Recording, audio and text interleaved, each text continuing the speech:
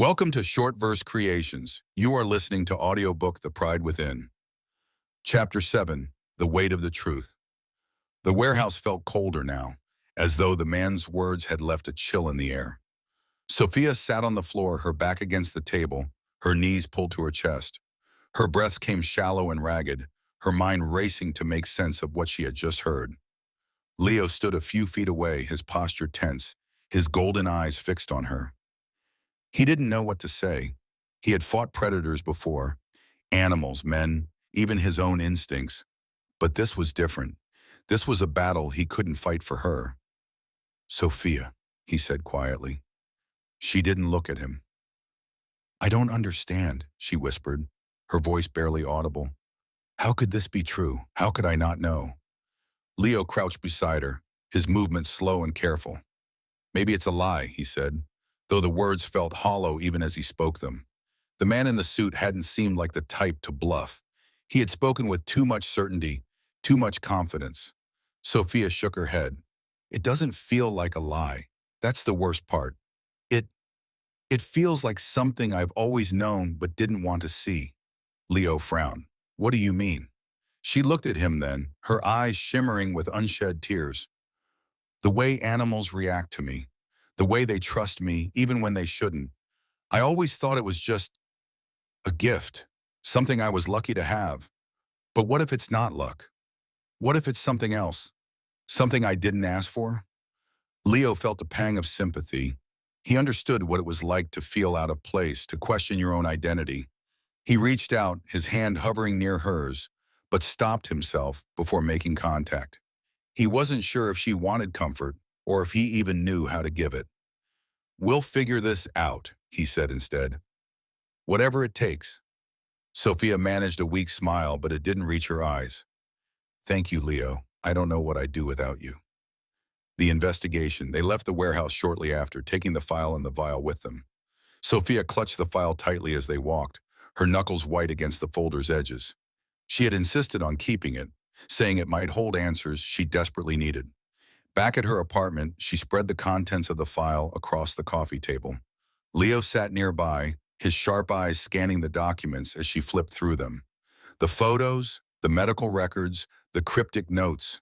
They painted a fragmented picture of a life that felt both familiar and alien. "What is this?"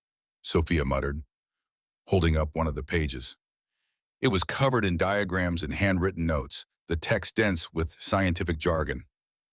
"I can't even read half of this." Leo leaned closer, his gaze narrowing. "It looks like research. Experiments." Sophia shuddered. "Experiments on what? On me?" Before Leo could answer, her phone buzzed. She picked it up hesitantly, her brow furrowing as she read the screen.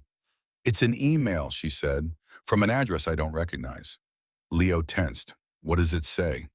Sophia opened the email, her eyes scanning the text. It's a single line. "Meet me at the corner of 5th and Elm tomorrow at midnight. Come alone." She looked up at Leo, her face pale. "What do I do?" Leo didn't hesitate. "You're not going alone." The meeting, the corner of 5th and Elm, was deserted when they arrived. The streetlights cast long shadows across the cracked pavement, and the distant hum of traffic was the only sound. Sophia stood near the intersection, her arms crossed tightly over her chest. Leo lingered in the shadows nearby, his body coiled and ready. They didn't have to wait long. A figure emerged from the darkness, their steps slow and deliberate. It was a woman dressed in a long coat, her hair hidden beneath a hood. "Sophia?" the woman called softly. Sophia stepped forward. "That's me. Who are you?" The woman glanced around, her eyes darting nervously. "We don't have much time. They're watching me." "Who?" Sophia asked. "Who's watching you?" "The same people who are after you," the woman said. "The same people who created you." Leo's muscles tensed. He stepped out of the shadows, his presence startling the woman. She took a step back, her eyes widening. "Who's this?" she demanded. "He's a friend," Sophia said quickly. "You can trust him." The woman didn't look convinced, but she continued. "My name is Dr. Lila Harper. I worked for the organization that ran the experiments.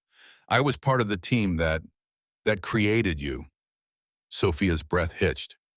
You're saying it's true? What the man in the warehouse said, it's all true. Harper nodded. I'm afraid so. The experiment after Harper's words came in a rush, as though she were afraid she wouldn't have time to say everything. She explained how the organization, an underground research group operating outside the law, had been experimenting with genetic manipulation for decades. Their goal was to create hybrids, beings who could bridge the gap between humans and animals. You were one of their most successful subjects, Dr. Harper said, her voice tinged with regret. They enhanced your DNA, blending it with traits from certain animals. That's why you're different, why animals are drawn to you. Sophia's hands trembled. Why didn't I know? Why didn't they tell me? They didn't want you to know, Der Harper said. They wanted to see how you would develop naturally without interference. They planted you with a foster family and monitored you from a distance. But when you started asking questions about the shelter, they decided you were a liability. Sophia shook her head, tears streaming down her face. This can't be happening. Leo stepped closer, his voice low and steady. Why are you telling us this? Why now? Dr. Harper hesitated. Because I couldn't live with myself if I didn't. I was part of something terrible, and I need to make it right. But you need to be careful. They won't stop until they have her back. Back? Sophia echoed. You mean they want to take me? Harper nodded. You're their property, Sophia. At least, that's how they see it. The ambush. Before they could say more, the sound of tires screeching broke the silence. A black van barreled around the corner, its headlights cutting through the darkness. Leo's instincts kicked in immediately.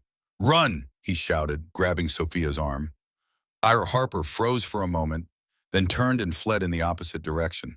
The van skidded to a stop and men in dark clothing poured out, their movements swift and coordinated. Leo pushed Sophia behind him, his body a shield as the men advanced. They were armed, their weapons gleaming under the streetlights. Stay back, Leo growled, his voice low and threatening. One of the men smirked. Stand down, kid. You don't know what you're dealing with. Neither do you, Leo said, his muscles coiling. The fight was brutal and fast. Leo moved like a shadow, his fists striking with precision and force. But there were too many of them, and they were better prepared than the men from the shelter. Sophia screamed as one of the men grabbed her, dragging her toward the van. Leo lunged after her, his vision narrowing, his instincts taking over. But before he could reach her, something sharp jabbed into his neck. He stumbled, his strength draining as the world blurred around him. He saw Sophia's terrified face, heard her shouting his name, but the sound faded as darkness closed in. Captured, when Leo woke, he was in a small, dimly lit room. His arms were bound, his head pounding.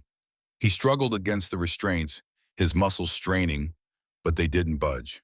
The door creaked open, and the man in the suit stepped inside, his smile as cold as ever. Good to see you again, Leo, he said. Welcome to the real jungle. End of chapter 7.